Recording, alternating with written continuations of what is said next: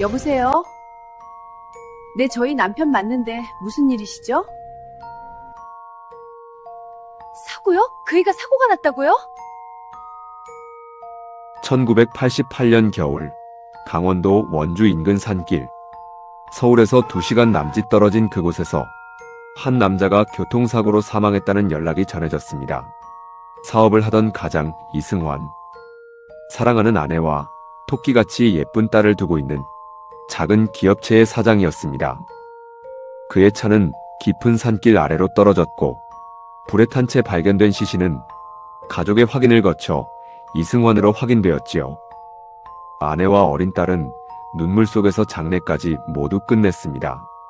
그날 이후 아내 최윤정은 남편을 잃은 채 어린 딸 이정아를 홀로 키워야 했습니다. 정아는 매년 아버지 사진 앞에서 눈물을 훔치며 말했지요. 아빠, 나 잘 살고 있어요. 걱정하지 마요. 그렇게 4년이 흘렀습니다. 남편과 아버지가 없는 삶에 가족들이 겨우 익숙해질 무렵이었지요. 어느 날 밤 퇴근을 하고 집으로 돌아오던 아내 최윤정은 집 앞 골목에서 한 남자를 마주쳤습니다. 가로등 불빛 아래 그 남자의 얼굴이 천천히 드러났지요. 그 순간 최윤정은 너무 놀라 그대로 주저앉고 말았습니다. 그녀는 자신의 눈을 의심했지요. 그 남자는 4년 전 사고로 죽은 줄 알았던 남편 이승환이었습니다. 죽은 사람이 어떻게 다시 살아 돌아올 수 있었을까요? 저 사람은 과연 4년 전에 죽은 남편 이승환이 맞을까요? 4년 전 그날 밤 도대체 남편에게는 무슨 일이 일어났던 건지 지금부터 그날의 미스터리한 사건의 전말이 밝혀집니다. 이야기를 시작하기 전에 구독과 좋아요는 미제 사건을 다시 세상에 드러내는데 큰 힘이 됩니다. 홍영웅의 사건 파일 시작합니다. 1986년 경기도 여주 남한강이 도시 옆을 조용히 흐르는 곳이었습니다. 논밭 사이로 공장 굴뚝이 드문드문 솟아있고 아침이면 강 안개가 골목까지 스며들던 소도시였습니다. 서울에서 멀지 않았지만 서울의 소란함과는 전혀 다른 속도로 돌아가는 곳이었지요. 그 여주 외곽에 이승환의 공장이 있었습니다. 직원 5명짜리 작은 제조업체였습니다. 철제 부품을 가공해서 납품하는 곳이었는데 규모는 작아도 거래처는 꾸준했지요. 이승환은 매일 새벽 6시에 공장 문을 열었습니다. 마지막으로 문을 닫는 것도 언제나 그였습니다. 직원들이 퇴근한 뒤에도 혼자 남아 다음날 납품 물량을 점검했고 거래처에서 연락이 오면 밤이고 새벽이고 달려가는 사람이었지요. 사람들은 이승환을 두고 이렇게 말했습니다. 저 사람은 손에 기름때가 마를 날이 없어. 칭찬이었지요. 아내 최윤정은 그런 남편을 믿고 따랐습니다. 말이 많은 사람이 아니었고 화려한 것을 좋아하지도 않았습니다. 남편이 늦게 들어오는 날이면 미리 밥상을 차려두고 기다렸고 힘들다는 말 한마디 없이 버티는 남편을 보면서 자신도 조용히 버텼습니다. 그 사람이 힘들다는 걸 아는데 옆에서 더 힘들다고 할 수는 없었으니까요. 두 사람 사이에는 딸이 하나 있었습니다. 이정아. 그해 11살이었지요. 정아는 유난히 아버지를 따르는 아이였습니다. 학교에서 돌아오면 가방을 내려놓기도 전에 아버지부터 찾았지요. 이미 퇴근했는지, 오늘은 언제 오는지, 저녁에 같이 밥 먹을 수 있는지. 어머니가 부엌에서 일하는 동안 정아는 현관 쪽을 기웃거렸습니다. 현관문이 열리는 소리를 기다리면서요. 이승환이 문을 열고 들어서면 정아는 뛰어나왔습니다. 아빠, 보고 싶었어요. 그 목소리 하나에 이승환의 하루가 다 풀렸다고 나중에 윤정 씨는 기억했습니다. 그 시절에 기억나는 장면이 하나 있었지요. 여름이 막 끝나가던 어느 오후였습니다. 이승환은 집 앞 골목에서 정아의 두발 자전거를 잡아주고 있었습니다. 안장 위에는 정아가 앉아 있었습니다. 두 손으로 핸들을 꽉 쥔 채 페달에 발을 얹고는 쉽사리 내딛지 못하고 있었지요. 아빠, 잡고 있는 거 맞지? 걱정 마. 아빠가 잡고 있잖아. 진짜 놓으면 안 돼. 정아는 뒤를 돌아봤지요. 정말로 아버지의 손이 안장 뒤를 단단히 잡고 있었습니다. 그제야 아이는 페달을 밟기 시작했습니다. 천천히, 조심조심. 그리고 어느 순간이었습니다. 정아는 혼자서 달리고 있었습니다. 뒤를 돌아보니 아버지가 이미 손을 놓은 채 조금 떨어진 곳에서 웃고 있었습니다. 그봐, 탈 수 있잖아. 우리 딸 잘 타네. 정아는 그 순간을 오래도록 기억했습니다. 아버지 손이 없어도 달릴 수 있다는 것을 처음 안 날이었으니까요. 하지만 동시에 이런 것도 알았습니다. 처음 페달을 밟을 수 있었던 건 아버지가 잡고 있다는 믿음 때문이었다는 것을 말이죠. 그로부터 몇 달 뒤였습니다. 정아가 학교에서 돌아오더니 양손에 무언가를 들고 왔습니다. 색종이와 실이었지요. 방에 들어가서 한참을 꼼지락거리던 아이가 저녁이 되어서야 아버지 앞에 나타났습니다. 아빠, 이거. 손바닥에 작은 것이 놓여 있었습니다. 색종이를 접고 실로 묶어 만든 열쇠고리였습니다. 삐뚤삐뚤한 글씨로 아빠라고 적혀 있었지요. 이승환은 그걸 받아들고 한참을 바라봤습니다. 이거 아빠 차 키에 달아도 돼? 정아는 환하게 웃으며 고개를 끄덕였습니다. 그날 이후 이승환의 자동차 열쇠에는 항상 그 열쇠고리가 달려 있었습니다. 출퇴근할 때마다, 거래처를 오갈 때마다, 열쇠를 꺼낼 때마다 손끝에 닿는 그것이 이승환에게는 하루의 시작이었지요. 열쇠를 잡을 때마다 가슴이 따뜻해졌습니다.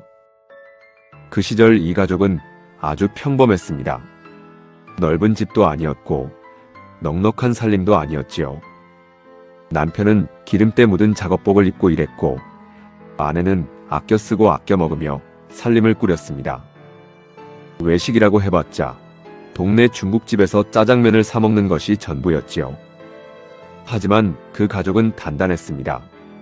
누구 하나 빠지면 버틸 수 없을 것 같은 그런 단단함이 있었지요.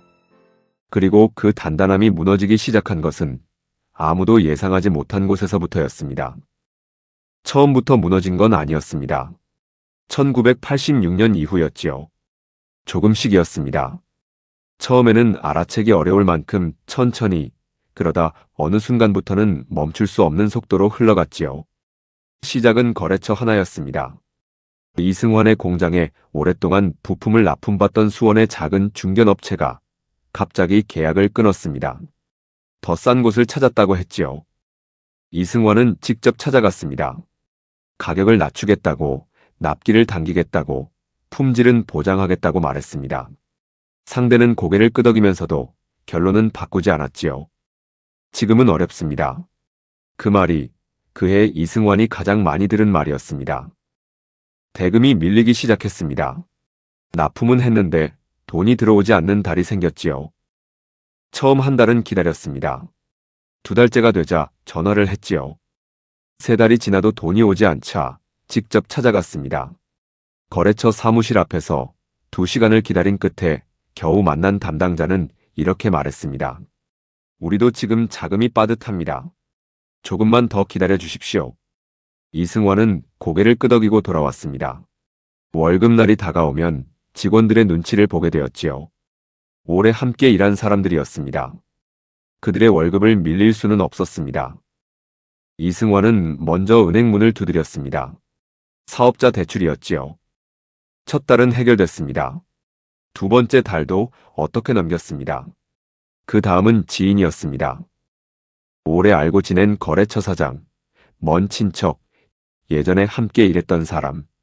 이름을 떠올리고 전화를 걸고 사정을 설명하고 고개를 숙이는 일이 반복됐지요. 빌릴 때마다 이승환은 속으로 말했습니다. 조금만 버티면 된다. 거래처가 살아나면 다 갚을 수 있다. 그 믿음이 언제부터 흔들리기 시작했는지는 정확히 알 수 없었습니다. 집에서 이승환은 아무것도 내색하지 않았지요. 퇴근하고 현관을 열면 항상 같은 얼굴이었습니다. 밥을 먹고 정아 숙제를 봐주고 윤정과 TV를 보다 잠드는 사람.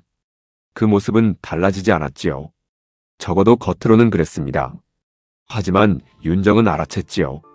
밤이 깊어지면 남편은 달라졌습니다. 모두 잠든 시간, 이승환 혼자 거실에 앉아있는 날이 늘었습니다. 불도 켜지 않은 채로 그냥 앉아 있었지요.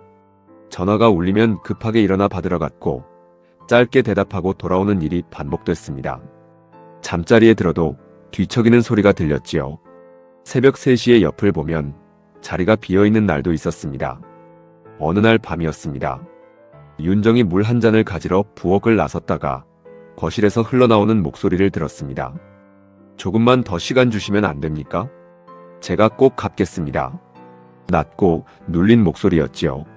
평소 남편의 목소리가 아니었습니다. 윤정은 그 자리에 멈춰 섰습니다. 얼마나 힘들었으면 저렇게 전화를 받을까? 그 생각이 들자 다리에 힘이 빠졌습니다.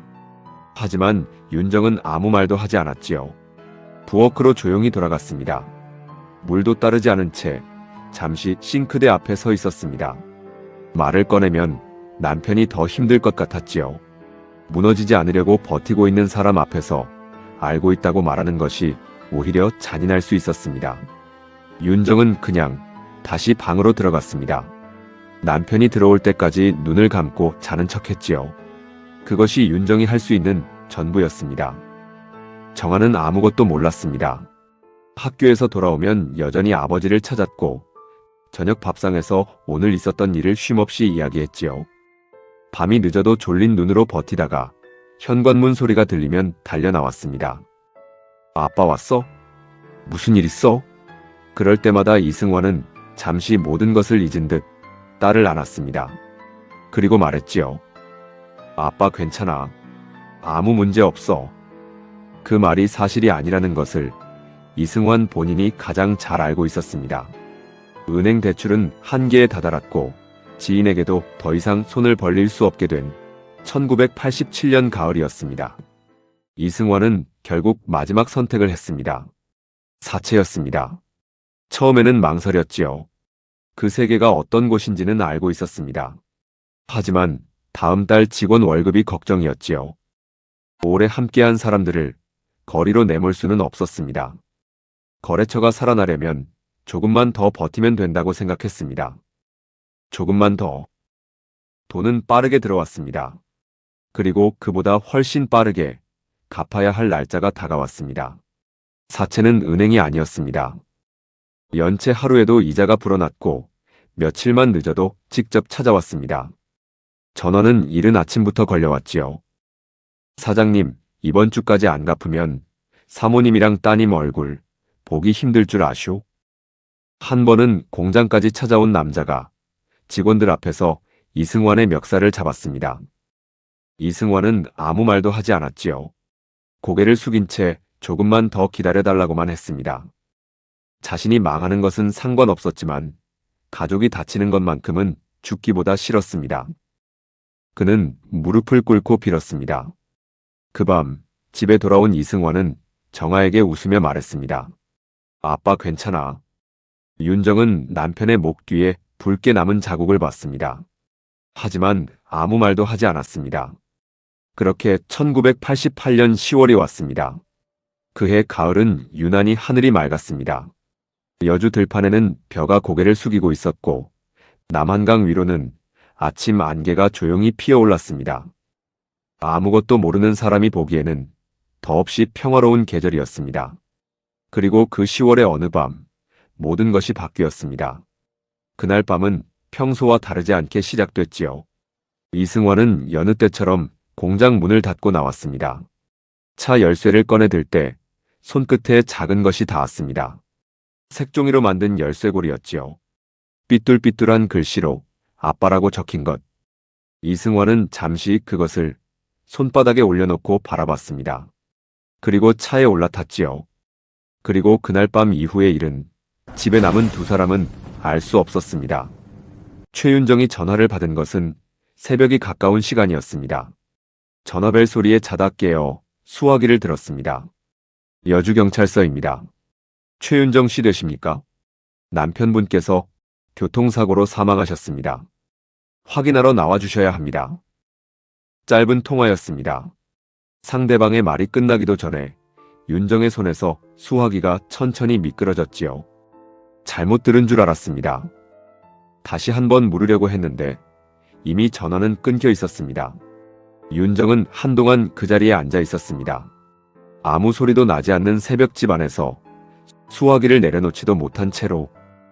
이튿날 아침, 경찰이 데려간 사고 현장에는 이미 아무것도 남아있지 않았습니다. 차는 완전히 타버렸고 현장은 정리되어 가고 있었습니다. 경찰은 조심스럽게 말했지요. 차량 상태가 많이 훼손되어서 육안 확인은 어렵겠습니다. 차량 뒷좌석에 휘발성 재료가 있었는지 크게 폭발해서 전소되었습니다. 그리고 검게 그을린 물건들을 하나씩 보여주었습니다. 지갑이었지요.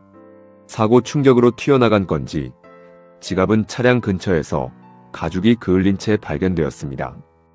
안에 있던 신분증은 그나마 형태가 남아 있었습니다. 이승환의 주민등록증이었지요. 그리고 시계가 보였습니다. 결혼 초에 윤정이 처음으로 사준 것이었지요. 줄이 녹아 있었지만 형태는 알아볼 수 있었습니다. 한쪽에는 결혼 반지가 보였지요. 금이 열에 일그러졌지만 안쪽에 새겨진 두 사람의 이름 첫 글자는 남아 있었습니다. 윤정은 그것들을 한참 바라봤지요. 손이 떨렸지만 소리는 내지 않았습니다. 경찰이 뭔가를 더 설명하고 있었지만 귀에 들어오지 않았지요. 맞는 것 같아요. 그 말은 확신이 아니었습니다. 그것 말고는 할 수 있는 말이 없었습니다. 며칠 뒤 남편의 장례가 치러졌습니다. 집 가까운 장례식장이었지요. 많은 사람들이 왔습니다. 친척들, 공장 직원들, 이웃들, 오래 알고 지낸 지인들. 모두 같은 말을 했지요. 이렇게 가실 분이 아닌데, 좋은 분이셨는데. 그 말들이 윤정의 귀에는 잘 들리지 않았습니다. 멀리서 들리는 소리처럼 흘러들렸지요. 그녀는 한자리에 앉은 채 거의 움직이지 않았습니다. 마치 시간이 멈춘 사람처럼. 정아는 아직 그 상황을 완전히 이해하지 못했습니다. 아버지가 왜 갑자기 없어졌는지, 왜 어른들이 울고 있는지, 저 영정 사진이 무슨 의미인지 알 것 같으면서도 알고 싶지 않았습니다. 그러다 영정 앞에 섰을 때였지요. 사진 속 아버지는 웃고 있었습니다. 늘 그랬던 것처럼 환하게 웃고 있었습니다. 그 웃음이 오히려 낯설었지요. 이 자리에서 혼자 웃고 있는 것이 이상하게 느껴졌습니다. 정아는 한참을 그 사진 앞에 서 있었습니다. 그리고 천천히 입을 열었지요. 아빠. 조용한 장례식장에 그 목소리가 흘렀습니다. 아빠, 나 대학 가면. 말을 멈췄습니다. 자전거 다시 같이 타줄 거지? 그 한마디에 옆에 서 있던 윤정의 손이 미세하게 떨렸습니다. 그녀는 고개를 숙인 채 눈을 감았지요. 볼을 타고 뜨거운 눈물이 소리 없이 떨어졌습니다. 입술을 꽉 물었지요. 소리를 내면 안 된다고 생각했기 때문입니다. 정아 앞에서는 말이죠. 장례가 끝난 뒤 집으로 돌아온 윤정은 부엌에 서서 가스불을 켰습니다. 밥을 해야 했지요. 정아가 밥을 먹어야 했습니다. 손이 떨렸지만 냄비를 올렸지요. 물을 부었습니다. 그리고 아무도 없는 부엌에서 윤정은 처음으로 소리를 냈습니다. 오래 참아온 소리였습니다. 남편이 이 세상에서 사라진 그날, 최윤정의 시간도 그 자리에 멈추었습니다. 1988년 10월이었지요. 세상은 그 뒤로도 계속 돌아갔습니다. 아침이 오고 밤이 지나갔지요. 하지만 이 집의 시간만큼은 그날 새벽 수화기가 떨어지던 바로 그 순간에 머물러 있었습니다. 남편이 죽은 뒤에도 시간은 멈추지 않고 빠르게 지나갔지요. 여주 외곽 들판에는 다시 봄이 왔고 남한강은 여전히 흘렀습니다. 세상은 아무 일도 없었던 것처럼 돌아갔지요. 최윤정은 장례가 끝난 다음 주부터 일을 시작했습니다. 남편의 공장은 처분할 수밖에 없었지요. 남아있던 거래처 채권과 남편 사망 보험금으로 사채와 은행 빚을 먼저 갚았습니다. 정리하고 나니 손에 남는 것은 많지 않았지요. 윤정은 여주 시내 작은 식당에서 일자리를 구했습니다. 새벽에 나가 재료를 다듬고 점심 장사가 끝나면 설거지를 하고 저녁 준비까지 마치고 나서야만 집으로 돌아올 수 있었지요. 집에 돌아오면 정아가 있었습니다. 밥을 차리고 말없이 마주 앉아 먹고 설거지를 하고 불을 끄고 잠드는 것. 그것이 하루였습니다. 처음 몇 달은 그 조용함이 너무 낯설었지요. 늦은 밤 현관문이 열리는 소리, 부엌에서 물 한 잔 따르는 소리, 낮게 웃는 목소리. 그 모든 것이 사라진 집은 같은 집이면서도 전혀 다른 곳이었습니다. 윤정은 밤마다 거실에 혼자 앉았습니다. 불을 켜지 않은 채로 아무것도 하지 않고 그냥 앉아 있었지요. 정아가 잠든 것을 확인한 뒤에야 그 자리에 앉을 수 있었습니다. 아무도 보지 않는 시간에 조용히 울었습니다. 소리 없이 어깨만 천천히 흔들리는 울음이었습니다. 그러다 날이 밝으면 다시 앞치마를 입고 집을 나섰지요. 윤정은 잠시 남편이 있던 그때를 생각했습니다. 1988년 가을, 서울 올림픽이 끝난 뒤였지요. 나라 전체가 들썩이던 그 해였습니다. 골목마다 태극기가 걸렸고 금메달 소식에 동네 사람들이 환호했습니다. 텔레비전 앞에 모여 응원하고 거리에서 낯선 사람끼리 악수를 나누던 시절이었지요. 남편과 윤정은 정아를 데리고 호돌이 올림픽 축제를 보러 갔습니다. 세 가족은 너무 행복했고 나라는 앞으로 나아가고 있었습니다. 하지만 이 집의 시간은 그해 10월에 멈추어 있었지요. 정아는 조금씩 상황을 이해하기 시작했습니다. 아버지가 정말로 돌아오지 않는다는 것, 영정사진이 무슨 의미인지를, 어머니가 왜 밤마다 혼자 거실에 앉아 있는지를. 하지만 완전히 받아들이지는 못했습니다. 받아들이고 싶지 않았는지도 모르겠습니다. 어느 날 밤이었지요. 시험을 앞두고 책상에 앉아있던 정아는 책이 눈에 들어오지 않자 고개를 들었습니다. 책상 한쪽에 작은 액자가 놓여 있었습니다. 아버지 사진이었지요. 환하게 웃고 있는 얼굴이었습니다. 정아는 한참을 그 사진을 바라보다가 조용히 입을 열었습니다. 아빠. 대답은 없었습니다. 나 이번에 시험 잘 보면 아빠 엄청 좋아할 거지? 잠시 말을 멈췄다가 작게 웃었습니다. 나 열심히 잘하고 있어. 그 말은 누구에게 들려주기 위한 말이 아니었습니다. 스스로를 붙잡기 위한 말이었지요. 쓰러지지 않기 위해, 오늘 하루를 버티기 위해, 혼자 힘으로 중심을 잡기 위해 꺼내는 말이었습니다. 그날 이후로 정아는 중요한 날마다 그 사진 앞에 섰습니다. 시험 전에도, 성적표를 받아든 날에도, 유난히 비가 많이 오던 날에도 항상 같은 말이었습니다. 아빠, 나 괜찮아. 윤정은 그 사실을 알고 있었습니다. 방문 너머로 들리는 딸의 목소리를 알아챘지요. 하지만 모르는 척했습니다. 그 방문을 열고 들어가면 두 사람 모두 무너질 것 같았기 때문입니다. 딸 앞에서만큼은 버텨야 했습니다. 그것이 윤정이 선택한 방식이었습니다. 세월은 그렇게 흘러갔습니다. 1989년이 가고 1990년이 왔습니다. 여주 시내에는 새 건물이 들어서고 포장된 도로가 늘었습니다. 서울에는 삐삐를 허리에 찬 사람들이 공중전화 앞에 하나둘 보였고 동네 골목에도 비디오 가게가 생겼습니다. 세상은 빠르게 달라지고 있었지요. 하지만 윤정의 집, 책상 위 액자 속 사진은 바뀌지 않았습니다. 정아가 매일 밤 말을 거는 아빠의 얼굴은 여전히 1988년에 머물러 있었습니다. 1991년 봄이었습니다. 정아가 중학교를 졸업하던 날이었지요. 교문 앞에서 친구들이 가족과 사진을 찍었습니다. 아버지 어깨에 기대는 아이, 어머니 손을 잡고 웃는 친구. 정아는 그 모습을 잠깐 바라봤습니다. 그리고 고개를 돌려 어머니를 찾았습니다. 윤정이 먼저 다가와 정아의 손을 잡았습니다. 사진은 두 사람이 찍었습니다. 나란히 서서 카메라를 보며 웃었지요. 잘 찍힌 사진이었습니다. 그냥 보기에는 평범한 가족 사진이었지요. 집으로 돌아오는 버스 안에서 정아는 창밖을 바라봤습니다. 아무 말도 하지 않았지요.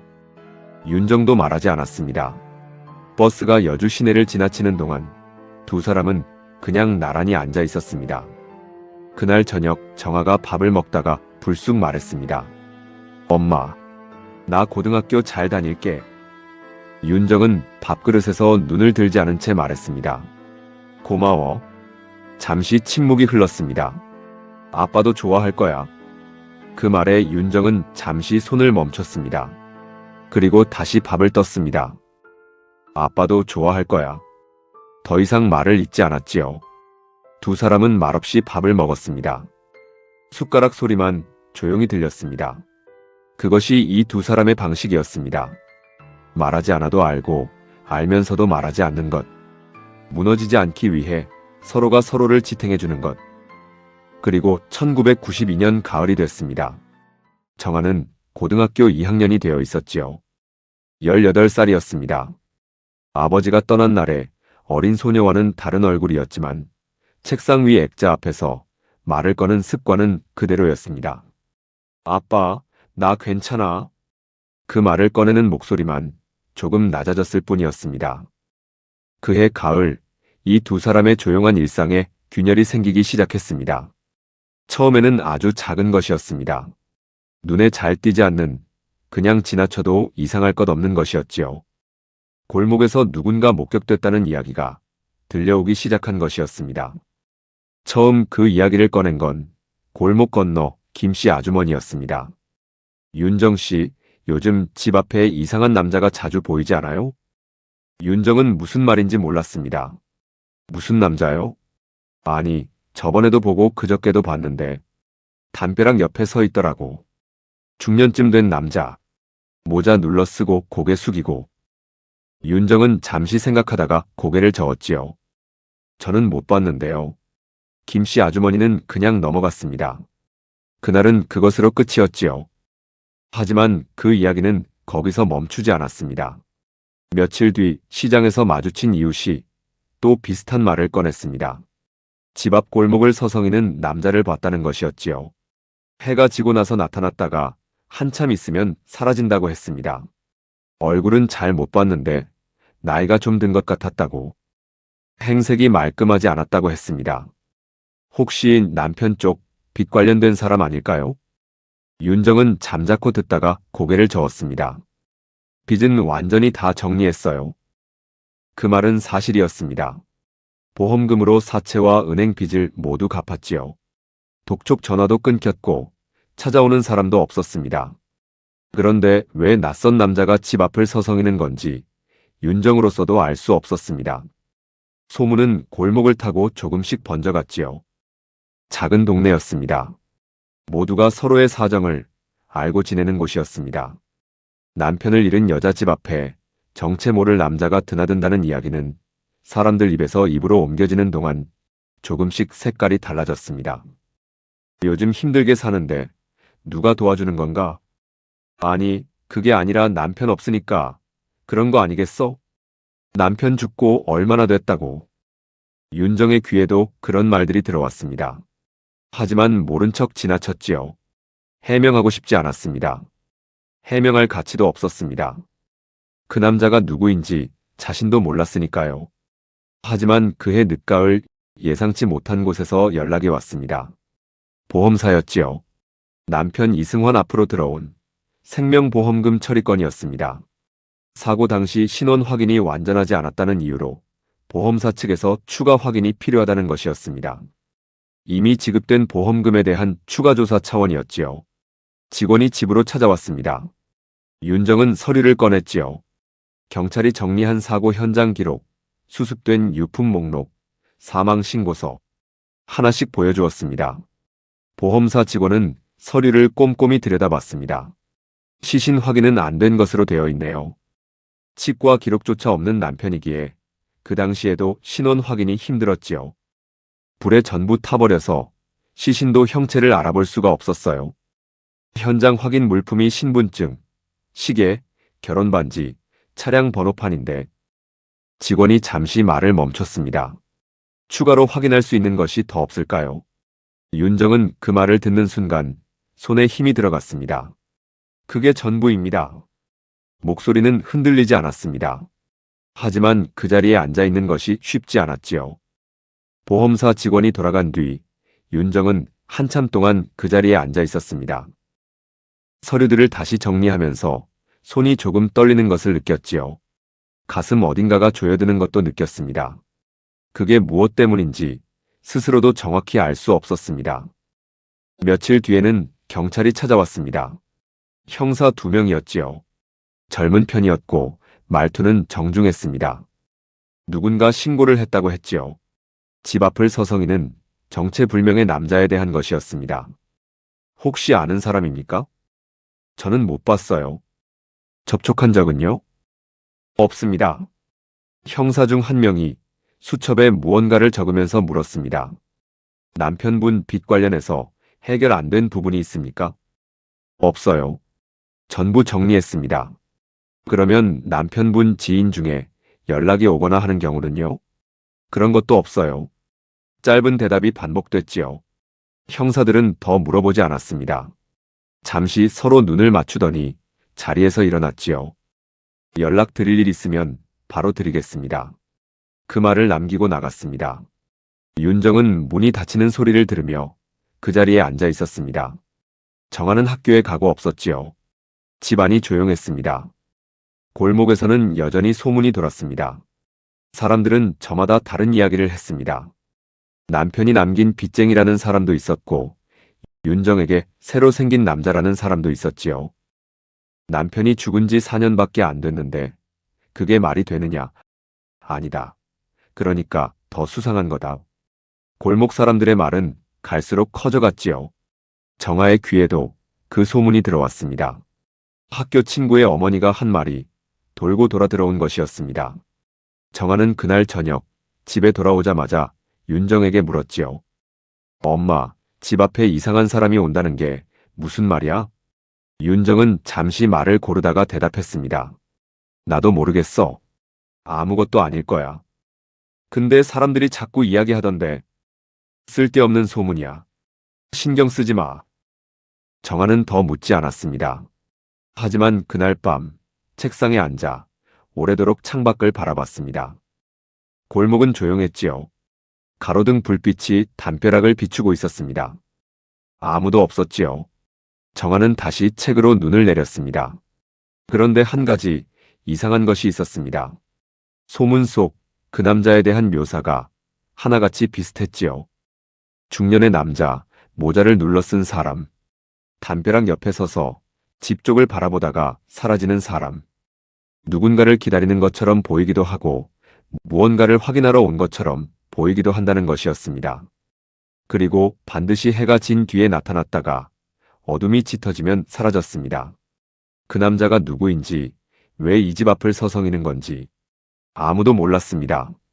골목 담벼락 옆에 서서 불 켜진 창문을 올려다보던 그 남자가 무슨 생각을 하고 있었는지도 아무도 몰랐습니다. 1992년 가을 어느 저녁이었습니다. 최윤정은 식당 일을 마치고 집으로 돌아오고 있었습니다. 익숙한 골목이었지요. 4년 동안 매일 오가던 길이었습니다. 눈을 감고도 걸을 수 있을 만큼 몸에 밴 길이었지요. 가로등 불빛이 하나둘 켜지는 저녁이었습니다. 바람이 조금 차가웠습니다. 윤정은 양손을 주머니에 찔러 넣은 채 걸음을 옮겼지요. 집이 거의 다 보이는 골목 어귀였습니다. 윤정은 걸음을 멈췄습니다. 담벼락 옆에 누군가 서 있었지요. 고개를 숙인 채 그냥 서 있는 남자였습니다. 모자를 눌러 쓰고 있었지요. 소문에서 듣던 그 남자였습니다. 처음에는 그냥 지나치려 했지요. 하지만 인기척을 느꼈는지 그 남자가 천천히 고개를 들었습니다. 가로등 불빛이 그 얼굴을 비췄습니다. 그 순간이었습니다. 윤정의 발이 땅에 박혀버렸습니다. 숨이 올라오다가 멎었지요. 눈을 떼지 못했습니다. 아니, 떼어지지 않았습니다. 그 얼굴이었습니다. 주름이 늘었습니다. 머리카락이 많이 새었지요. 얼굴이 깊이 파여 있었습니다. 4년 전과 같은 사람이 아니었습니다. 하지만 그 눈빛이었지요. 그 서 있는 방식이었습니다. 아니야. 입 밖으로 새어나온 말은 그것뿐이었습니다. 윤정은 한 걸음 뒤로 물러났습니다. 손이 떨렸지요. 다리에 힘이 풀렸습니다. 당신이야? 남자는 아무 말도 하지 않았지요. 그저 그 자리에 서서 윤정을 바라보고만 있었습니다. 그 눈에 무언가가 고여 있었지요. 윤정의 무릎이 꺾였습니다. 그 자리에 주저앉지 않으려고 담벼락을 손으로 짚었습니다. 숨이 제대로 들어오지 않았지요. 왜? 겨우 나온 말이었습니다. 왜 이제 와? 그제야 남자가 입을 열었습니다. 윤정아. 그 목소리였습니다. 4년 동안 다시는 들을 수 없다고 생각했던 그 목소리였습니다. 윤정은 고개를 저었습니다. 손으로 귀를 막았지요. 믿으면 안 되는 것처럼, 듣지 않으려는 것처럼. 하지만 그 사람은 거기 있었습니다. 살아있는 모습으로 거기 서 있었습니다. 윤정은 눈을 감았다가 다시 떴습니다. 그래도 그대로였지요. 4년 동안 눌러왔던 것이 한꺼번에 무너졌습니다. 소리도 내지 못한 채 고개를 숙이고 그냥 울었습니다. 어깨가 흔들렸습니다.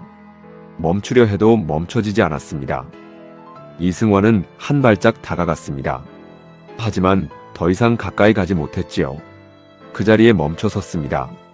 두 사람 사이에는 4년이라는 시간이 그대로 놓여 있었습니다. 그것이 그 골목을 가득 채우고 있었습니다.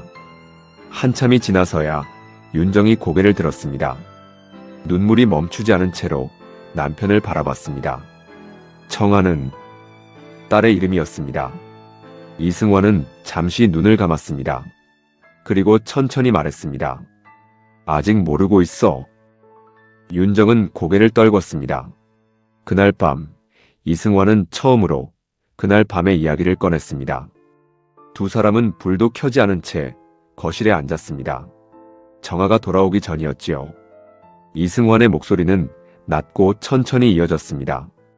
1988년 그날 밤 사채업자가 공장으로 돈을 받으러 찾아왔습니다. 이승환은 그를 달래기 위해 술자리로 자리를 옮겼고 남자는 빠르게 취했지요.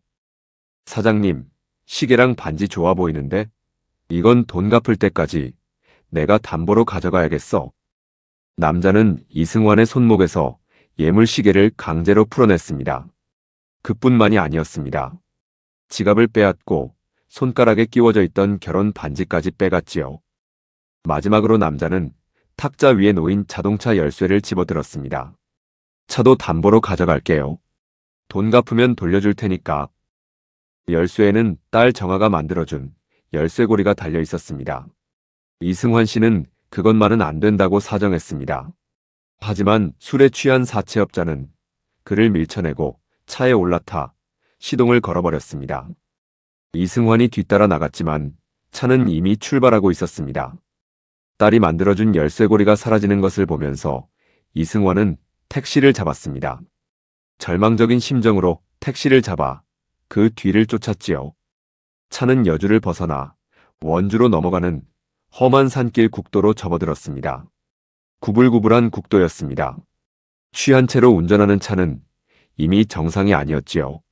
속도가 올라갔고 차선을 넘나들었습니다. 그리고 급격한 커브 구간이었습니다. 차가 가드레일을 들이받았습니다. 그대로 아래로 굴러떨어졌지요. 요란한 소리와 함께 차는 전복되었고 곧이어 거대한 폭발음과 함께 불길이 치솟았습니다. 뒤따라오던 택시에서 내린 이승환은 넋이 나간 채 타오르는 불길을 바라봤습니다. 그는 택시 기사에게 자신이 신고할 테니 가보라고 말했지요. 그리고 이승환은 산길 아래로 내려갔습니다. 불길이 너무 거셌지요. 더 이상 가까이 갈 수 없었습니다. 열기가 얼굴을 때렸지요. 그 불길 사이로 보이는 것이 있었습니다.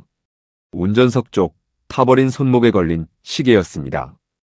자신이 매일 차고 다니던 그 시계였지요. 그 순간 모든 것이 연결됐습니다.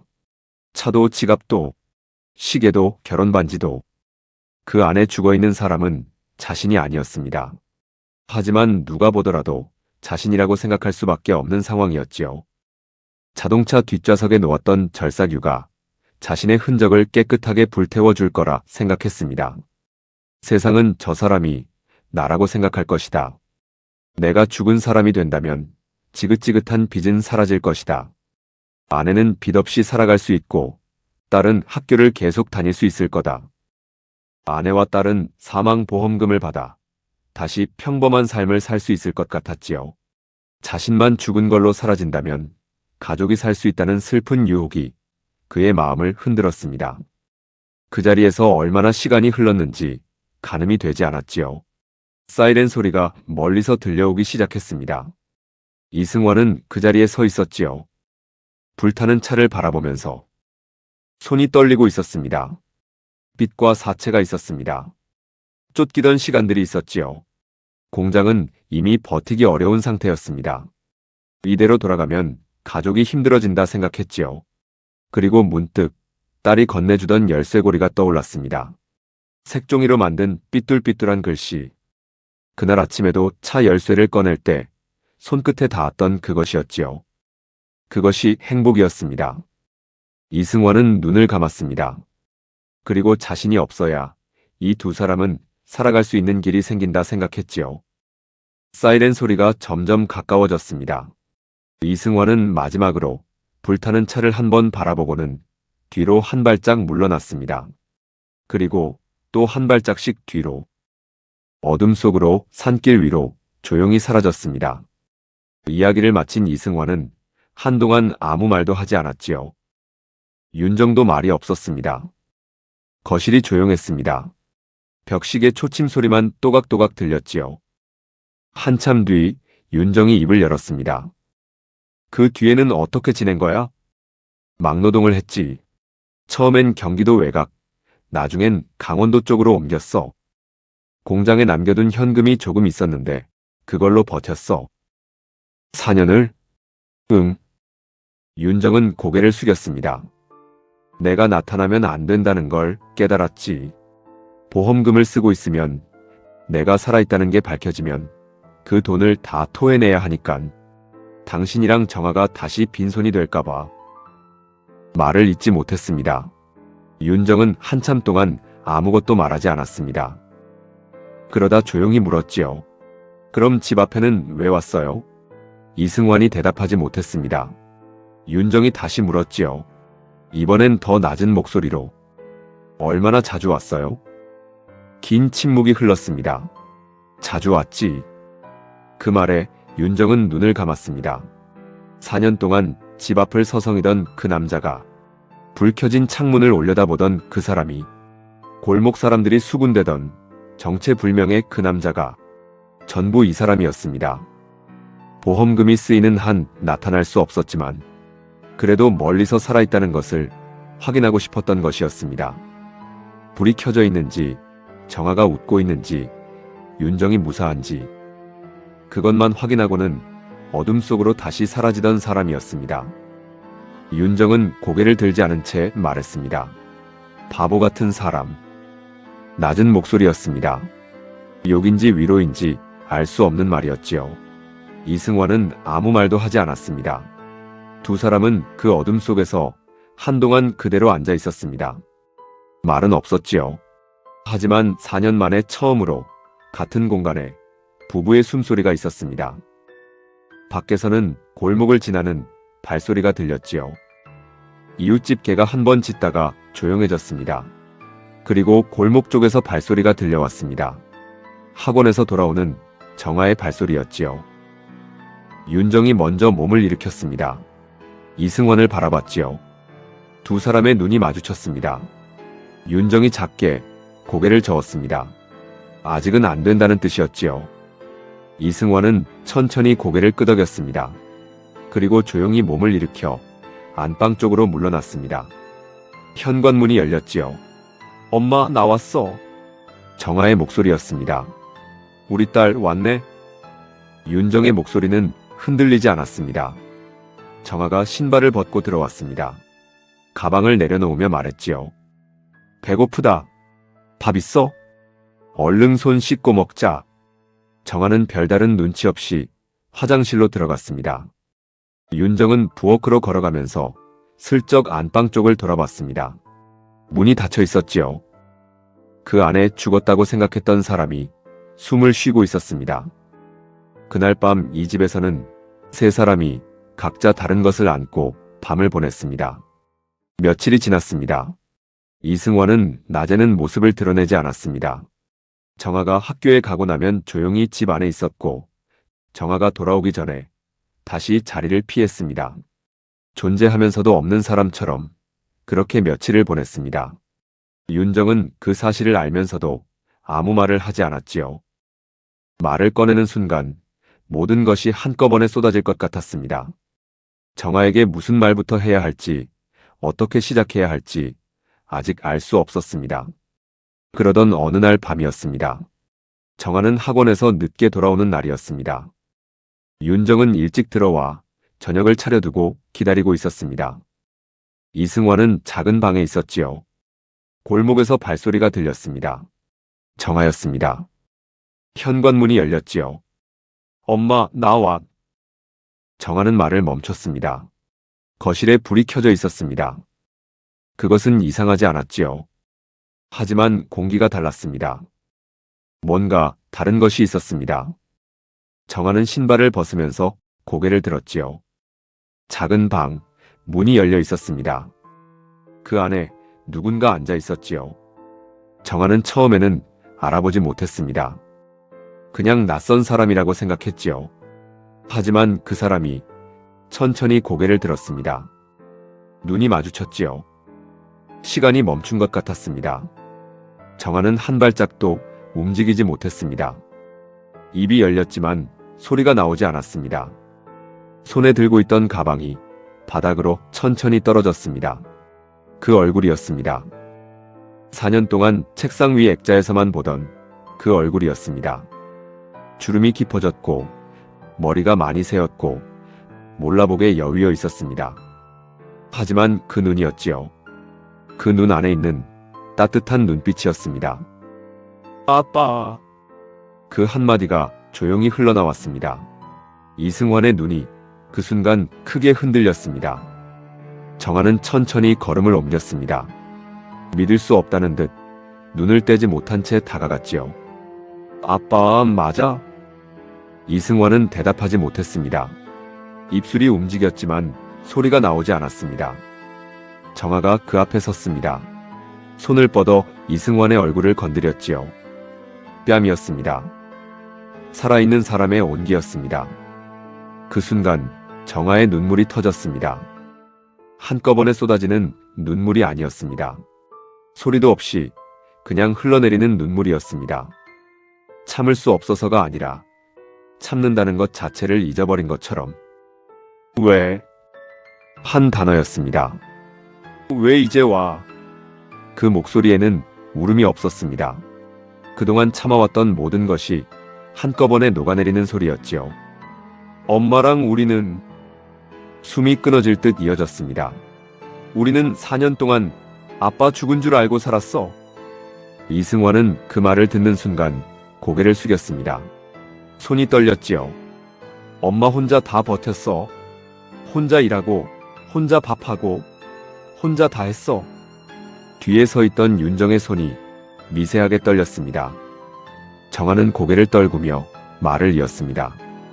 나 매일 아빠한테 말했어. 잠시 숨을 고르고. 나 잘 살고 있다고, 괜찮다고 매일 말했어. 그 말이 끝나자 더 이상 말을 잇지 못했습니다. 그대로 주저앉을 것처럼 몸이 흔들렸습니다. 이승환이 손을 뻗었지요. 딸의 어깨를 잡았습니다. 정아는 그 손이 닿는 순간 4년 동안 혼자 붙잡고 있던 것을 놓아버렸습니다. 아버지 앞에 무너졌지요. 소리를 내어 울었습니다.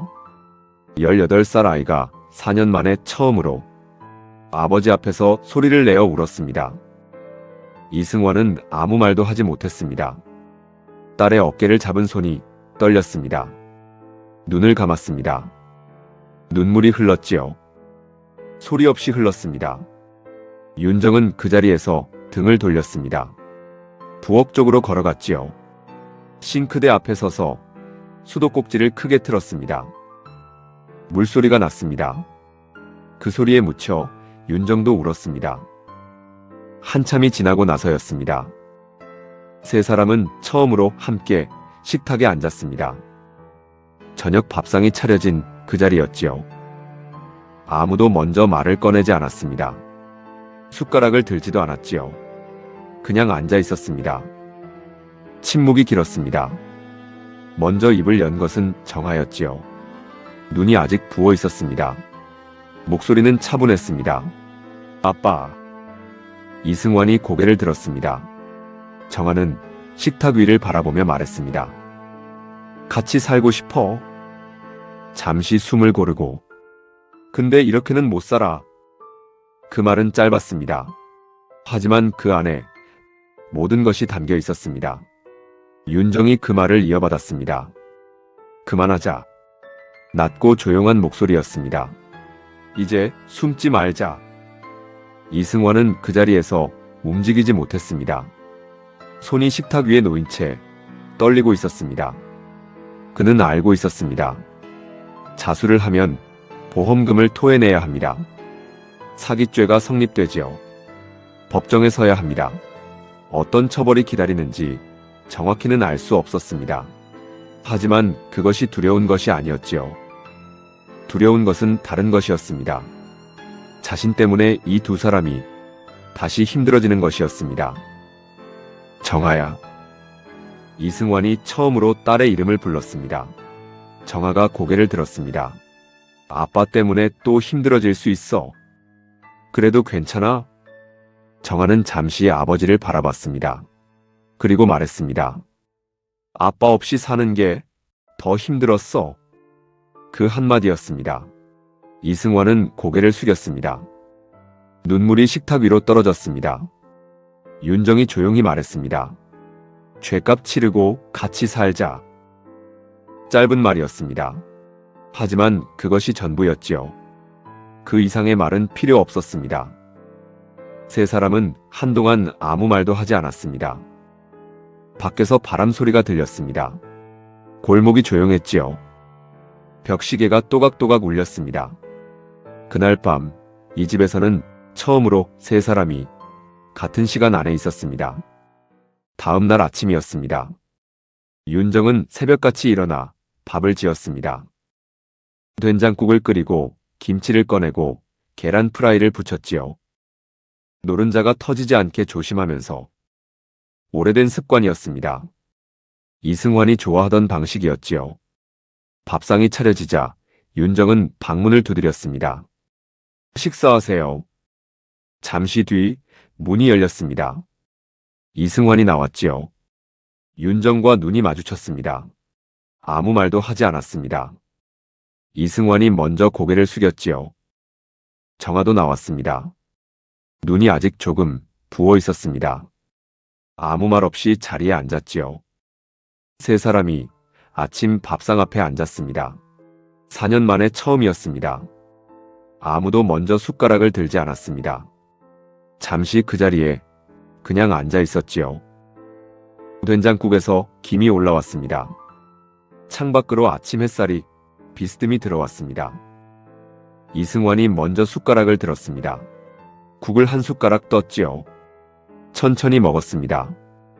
그리고 잠시 멈췄습니다. 고개를 들지 않은 채로 낮게 말했습니다. 맛있다. 윤정은 아무 말도 하지 않았습니다. 그냥 자기 국그릇을 들었습니다. 정아가 계란 프라이를 집었습니다. 노른자가 터지지 않은 것이었지요. 한 입 먹었습니다. 그리고 조용히 말했습니다. 엄마 계란 프라이는 항상 이래. 뭐가? 노른자가 안 터져. 윤정이 잠시 멈췄다가 말했습니다. 원래 그런 거야. 세 사람 사이에 조용한 침묵이 흘렀습니다. 나쁜 침묵이 아니었지요. 4년 동안 이 집에 없었던 침묵이었습니다. 사람이 셋인 자리에서만 만들어지는 그런 침묵이었습니다. 밥을 다 먹고 난 뒤였지요. 세 사람은 자리에서 일어나지 않았습니다. 정아가 먼저 말했습니다. 오늘 가는 거야? 이승환이 고개를 끄덕였지요. 같이 가. 정아의 말이었습니다. 짧고 단호했지요. 이승환은 딸을 바라봤습니다. 무언가를 말하려다 멈췄습니다. 같이 가야 해. 정아가 다시 말했습니다. 이번엔 목소리가 조금 흔들렸습니다. 하지만 눈은 흔들리지 않았습니다. 나 혼자 두고 또 어디 가면 안 돼. 이승환은 한참 딸을 바라보다가 고개를 끄덕였습니다. 같이 가자. 윤정이 조용히 자리에서 일어났습니다. 그럼 가자. 그것으로 충분했습니다. 세 사람이 집을 나선 것은 아침 햇살이 골목을 다 채운 시간이었습니다. 이승환이 앞장서고 윤정이 그 옆에 섰습니다. 정아는 두 사람 사이에서 걸었지요. 골목을 걸어나가는 동안 아무도 말하지 않았습니다. 여주 시내를 가로질러 경찰서 앞에 다다랐을 때였습니다. 이승환이 걸음을 멈췄습니다. 건물 앞에 서서 한참을 바라봤지요. 숨을 한 번 길게 들이쉬었습니다. 손이 미세하게 떨렸습니다. 그때 왼쪽에서 무언가가 느껴졌습니다. 정아의 손이었습니다. 이승환의 손을 잡았습니다. 꽉 쥐었지요. 어릴 때 자전거 핸들을 잡던 것처럼 그렇게 꽉 쥐었습니다. 오른쪽에서도 손이 왔습니다. 아내였습니다. 세 사람이 손을 꽉 쥐고 나란히 서 있었습니다. 이승환은 고개를 들었습니다. 그리고 경찰서 문을 열었지요. 안으로 들어선 이승환은 안내 데스크 앞에 섰습니다. 담당 경찰이 올려다봤습니다. 이승환은 잠시 말을 고르다가 천천히 입을 열었습니다. 1988년 10월에 원주 방향 산길에서 차량 화재 사망 사고가 있었습니다. 담당자가 눈썹을 올렸습니다. 이승환이 말을 이었습니다. 그 사건의 사망자가 저입니다. 잠시 침묵이 흘렀습니다. 죽은 사람이 살아있습니다. 그 말이 경찰서 안에 조용히 울렸습니다. 담당자가 자리에서 일어났습니다. 다른 직원을 불렀지요. 사람들이 움직이기 시작했습니다. 이승환은 그 자리에 서서 움직이지 않았습니다. 뒤에서 정아가 아버지의 등 뒤에 바짝 붙어 서 있었습니다. 조사는 오래 걸렸지요. 이승환이 진술하는 동안 윤정과 정아는 바깥 복도에 앉아 기다렸습니다. 딱딱한 나무 의자였지요. 두 사람은 나란히 앉아 아무 말도 하지 않았습니다. 정아가 먼저 윤정의 손을 잡았습니다. 윤정은 그 손을 꼭 쥐었습니다. 복도는 조용했지요. 멀리서 타자 소리가 들렸습니다. 전화 받는 소리가 들렸지요. 시간이 천천히 흘렀습니다. 재판은 그해 겨울에 열렸습니다. 보험 사기죄였습니다. 이승환은 법정에서 모든 것을 인정했지요. 변명하지 않았습니다. 고개를 숙인 채 판사가 묻는 말에 짧게 대답했습니다. 피고인은 고의로 사망을 위장한 것입니까? 그렇습니다. 목적은 무엇이었습니까? 이승환은 잠시 말을 멈췄습니다. 가족이 살아야 했습니다. 법정이 조용해졌습니다. 방청석에 윤정과 정아가 앉아 있었습니다. 정아는 두 손을 무릎 위에 올려놓고 아버지의 등을 바라봤습니다. 윤정은 고개를 숙이고 있었지요. 판결은 집행유예였습니다. 보험금은 전부 반환하기로 했습니다. 오랜 시간이 걸리겠지만 갚기로 했지요. 판사는 짧게 덧붙였습니다. 자진 출두한 점, 가족이 함께 자수를 결정한 점을 참작했다고 했습니다. 법정을 나서는 날이었습니다. 겨울 햇살이 법원 앞 계단을 비추고 있었습니다. 차가운 바람이 불었습니다. 이승환은 계단 위에 서서 잠시 눈을 감았습니다. 바람이 얼굴을 때렸습니다. 그때 계단 아래서 발소리가 들렸습니다. 뛰어오는 소리였습니다. 정아였지요. 두 칸씩 뛰어올라 이승환 앞에 섰습니다. 숨이 찼는지 잠시 헐떡였습니다. 그리고 고개를 들어 아버지를 바라봤습니다. 아무 말도 하지 않았지요. 그냥 두 팔을 벌렸습니다. 이승환은 딸을 안았습니다. 꽉 안았지요. 등이 이렇게 좁았나 싶을 만큼 여린 등이었습니다. 이 아이가 4년을 혼자 버텼다는 것이 등의 크기로 느껴졌습니다. 정아가 아버지 귀에 대고 조용히 말했습니다. 이제 숨지 마. 다 같이 하는 거야. 힘들어도 우리는 가족이잖아. 이승환은 대답하지 못했습니다. 고개를 끄덕이는 것이 전부였지요. 윤정이 계단을 천천히 올라왔습니다. 두 사람 옆에 섰지요. 이승환과 눈이 마주쳤습니다. 윤정은 아무 말도 하지 않았지요. 그냥 이승환의 손을 살며시 잡았습니다. 그것이 전부였습니다. 세 사람은 그 계단 위에 한동안 서 있었습니다. 겨울 햇살이 세 사람의 어깨 위로 내려앉았습니다.